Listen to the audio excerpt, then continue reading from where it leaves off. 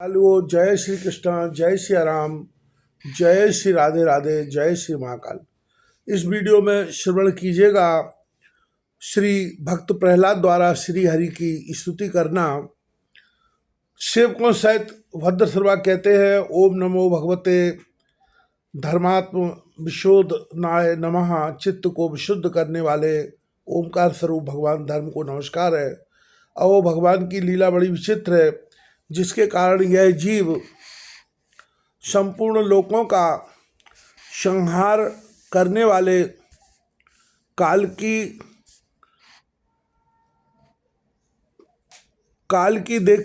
की ओर देखकर भी नहीं देखता और तुच्छ विषयों का सेवन करने के लिए पापमय विचारों की उधेड़ बुन में लगा रहता है। अपने ही हाथों अपने पुत्र और पिता महादि की लाश को जलाकर भी स्वयं जीते रहने की इच्छा करता है। विद्वान लोग जगत को नश्वर बताते हैं और सूक्ष्म नरती आत्मज्ञानी ऐसा ही देखते भी हैं, तो भी जन्म रहित प्रभु आपकी माया से लोग मोहित हो जाते हैं। आप अनादि हैं तथा आपके कृत्य बड़े विस्मयजनक हैं। मैं आपको नमस्कार करता हूँ। परमात्मा आप अकर्ता और माया के आवरण से रहित हैं, तो भी जगत की उत्पत्ति, स्थिति और प्रलय ये आपके ही कर्म माने गए हैं। सो ठीक ही है, इसमें कोई आश्चर्य की बात नहीं है, क्योंकि सर्वात्म रूप से इस कारण भाव से आप सर्वथा अतीत है। आपका श्री विग्रह मनुष्य और घोड़े का संयुक्त रूप है। प्रत्येक काल में जब तमहा प्रधान दैत्यगण वेदों को चुरा ले गए थे, तब ब्रह्मा जी के प्रार्थना करने पर आपने उन्हें रसातल से लाकर दिया। ऐसे अमोघ लीला करने वाले सत्य संकल्प आपको हम नमस्कार करते हैं। इस प्रकार भगवान हयग्रीव की स्तुति करते हुए भद्रश्रवस नाम वाले ये महात्मागण भगवान श्री हरि के गुणों का वर्णन करते हैं। जो पुरुष इनके इस पावन चरित्र को पढ़ता या सुनता है, वह पाप रूपी किंचुल से मुक्त होकर देवी के दिव्य धाम में चला जाता है। नारायण कहते हैं, नारद हरिवर्ष खंड में भगवान नरसिंह रूप से रहते हैं। पापों को नष्ट कर देना इनका स्वभाव ही है। भक्तों पर ये सदा कृपा करते हैं। महाभागवत प्रहलाद के हृदय में इनके प्रति अनन्य भक्ति है। वे इनके गुणों को भली भांति जानते हैं। अतः परम योगी भगवान नृसिंह के इस प्रिय रूप के दर्शन करके दानव श्रेष्ठ प्रहलाद जी इनके गुणों का वर्णन करते हैं। प्रहलाद कहते हैं, ओम नमो भगवते नरसिंहाय नमस्ते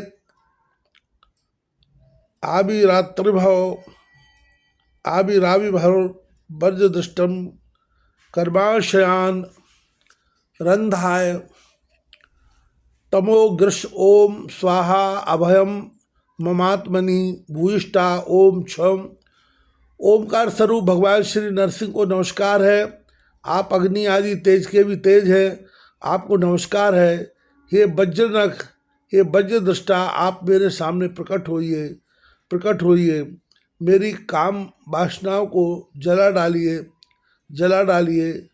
मेरे अज्ञान रूप अंधकार को नष्ट कीजिए। ओम स्वाहा, जो मेरे अंतःकरण में अभयदान देते हुए प्रकाशित होने की कृपा कीजिए। ओम क्षोम, प्रभु अखिल जगत का कल्याण हो, दुष्टों की बुद्धि में शुद्ध भावना उत्पन्न हो, सब प्राणियों में परस्पर सद्भावना विद्यमान रहे, तभी एक दूसरे के हित का चिंतन करें, हमारा मन शुभ मार्ग में प्रवृत्त हो और हम सबकी बुद्धि निष्काम भाव से भगवान श्री हरि में प्रवेश करें। नाथ, घर, स्त्री, पुत्र, धन और भाई बंधुओं में हमारी आसक्ति न हो। आसक्ति हो तो केवल भगवान के प्रेमी भक्तों में ही। जो किसी संयमी पुरुष केवल शरीर निर्वाह के लिए योग अनादि से संतुष्ट रहता है, उसे जितनी शीघ्र सिद्धि प्राप्त होती है, उतनी शीघ्र इंद्रिय लोलुप पुरुष को नहीं होती। इन भगवत भक्तों के संग से भगवान के तीर्थ तुल्य पवित्र चरित्र सुनने को मिलते हैं। जो इनकी असाधारण शक्ति एवं प्रभावों के सूचक होते हैं, उनका बार बार सेवन करने वालों के कानों के रास्ते से भगवान हृदय में प्रवेश करते हैं और फिर उनके सभी बंधनों का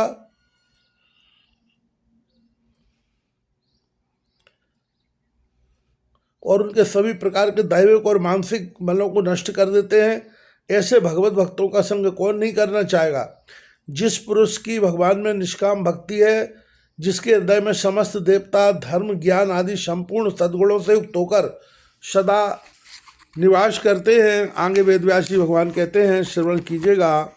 ये जो आपको कथा श्रवण कराई जा रही है, ये देवी भागवत महापुराण के आधार पर श्रवण कराई जा रही है। किंतु जो भगवान का भक्त नहीं है, उसमें महापुरुषों के वे गुण आ ही कहाँ से सकते हैं। वह तो तरह तरह के संकल्प करके निरंतर तुच्छ भागरी विषयों की ओर ही दौड़ता रहता है। जैसे मछलियों को जल अत्यंत प्रिय है क्योंकि उनके जीवन का वह आधार होता है, उसी प्रकार साक्षात श्री हरि ही समस्त देहधारियों के प्रियतम आत्मा है। उन्हें त्याग कर यदि कोई महत्वाभिमानी पुरुष घर में आसक्त रहता है तो उस दशा में स्त्री पुरुषों का बड़प्पन केवल आयु को लेकर ही माना जाता है, गुणा की दृष्टि से नहीं। अतः असुरगण तुम तृष्णा, राग, विषाद, क्रोध, अभिमान, इच्छा, भय, दीनता और मानसिक संताप के मूल तथा जन्म मरण रूप संसार चक्र का वहन करने वाले ग्रह आदि की आसक्ति को त्याग कर भगवान नरसिंह के लिए निर्वाण चरण कमलों का आश्रय लो। नारद इस प्रकार दानवराज प्रहलाद पाप रूपी हाथियों के लिए सिंह स्वरूप भगवान नरसिंह को अपने हृदय रूपी कमल पर विराजमान करके भक्ति पूर्वक निरंतर उनकी स्तुति किया करते हैं। केतु माल वर्ष में भगवान श्री हरि कामदेव के रूप में विराजते हैं, वहीं के अधिकारी पुरुषों द्वारा उनका सदा सम्मान होता है। इस वर्ष की अधीश्वरी समुद्र तनया भगवती लक्ष्मी है। महान पुरुषों को आदर देना इनका स्वाभाविक गुण है। ये भगवती लक्ष्मी आगे कहे जाने वाले इन स्तोत्रों से भगवान श्री हरि की उपासना करती हैं। भगवती लक्ष्मी कहती हैं, ओम ह्रीं ह्रीं हो, ओम नमो भगवते ऋषिकेशाय सर्वगुण विशेषेर विलक्षितात्मने आकुतीनां चित्तानां चेतसाम विशेषाणाम चाधिपतये षोडशकलाय। जो इंद्रियों के स्वामी, संपूर्ण श्रेष्ठ गुणों के आश्रय, ज्ञान, क्रिया एवं संकल्प शक्ति तथा इसके विषयों के व्यवस्थापक, 16 कलाओं से युक्त, वेदोक्त कर्मों से प्राप्त होने वाले, अन्नमय, अमृतमय एवं सर्वमय होने की योग्यता से संपन्न है, उन मन, इंद्रिय और शरीर के साकार विग्रह परम कमनीय भगवान कामदेव को ओम ह्रीं ह्रीं हूँ इन बीज मंत्रों के साथ सब ओर से नमस्कार है। भगवान आप स्वयं इंद्रियों के स्वामी हैं। स्त्रियां अन्य लौकिक पति को पाने के लिए अनेक प्रकार के व्रतों द्वारा आपकी उपासना करती हैं, किंतु वे पति उनके पुत्र, धन और आयु की रक्षा में असफल रहते हैं क्योंकि वे सर्वथा परतंत्र हैं। प्रभु पति वही है जो स्वयं निर्भय रहकर दूसरे दुखी जन की सम्यक प्रकार से रक्षा करता है। वैसे पति केवल आप ही हैं। यदि कोई अन्य पति हो तो परस्पर भय की संभावना हो सकती है। अतएव आप अपनी प्राप्ति से बढ़कर और किसी लाभ को नहीं मानते। भगवान, जो स्त्री आपके चरण कमलों की प्राप्ति न चाहकर किसी अन्य वस्तु को पाने के लिए आपकी उपासना करती है, उसे आप वही अविष्ट वस्तु दे देते हैं जो समय पर नष्ट हो जाती है। अतः उसे तो पछताना ही पड़ता है। कभी ना पराजित होने वाले भगवान, मुझे पाने की इच्छा से इंद्रिय सुख चाहने वाले ब्रह्मा, रुद्र आदि बहुत से देवता कठिन तपस्या करते हैं, किंतु आपके चरण कमलों की उपासना करने वालों के सिवा में अन्य किसी को सहज में प्राप्त नहीं हो सकती, क्योंकि मैं सदा आपके हृदय में रहती हूँ। अच्युत भक्तों के मस्तक पर शोभा पाने वाला आपका जो परम पूज्य चरण कमल है वह मेरे सिर पर भी सदा विराजित रहे, ऐसी कृपा कीजिए। पूजनीय प्रभु, आप लांछन रूप से तो मुझे वक्ष स्थल पर धारण करते ही हैं, आप सर्वसमर्थ हैं। माया द्वारा की हुई आपकी लीलाओं को कौन जान सकता है। नारद जिस प्रकार कामदेव के रूप में विराजमान विश्वबंधु भगवान श्री हरि की लक्ष्मी जी केतु माल वर्ष में उपासना करती हैं, इस वर्ष के अन्य भी प्रजापति प्रभृति अधिकारी देवता कामना सिद्धि के लिए उपासना में तत्पर रहते हैं। रम्यक वर्ष में भगवान श्री हरि मत्स्य रूप धारण करके विराजते हैं। उनकी यह सर्वश्रेष्ठ मूर्ति संपूर्ण देवताओं के लिए वंद है। वहाँ मनु जी निरंतर उनका स्तवन करते हैं। मनु जी कहते हैं, ओम नमो मुख्य तमाय, सत्व प्रधान मुख्य प्राण सूत्रात्मा तथा मनोबल इंद्रिय बल और शरीर बल ओमकार के अर्थ सर्वश्रेष्ठ भगवान महामत्स्य को बार बार नमस्कार है। सबको प्रेरणा प्रदान करने वाले भगवान आप सभी प्राणियों के भीतर और बाहर प्राण रूप से संचरण करते हैं। आपको देखने में सारे लोकपालों की दृष्टि कुंठित रहती है।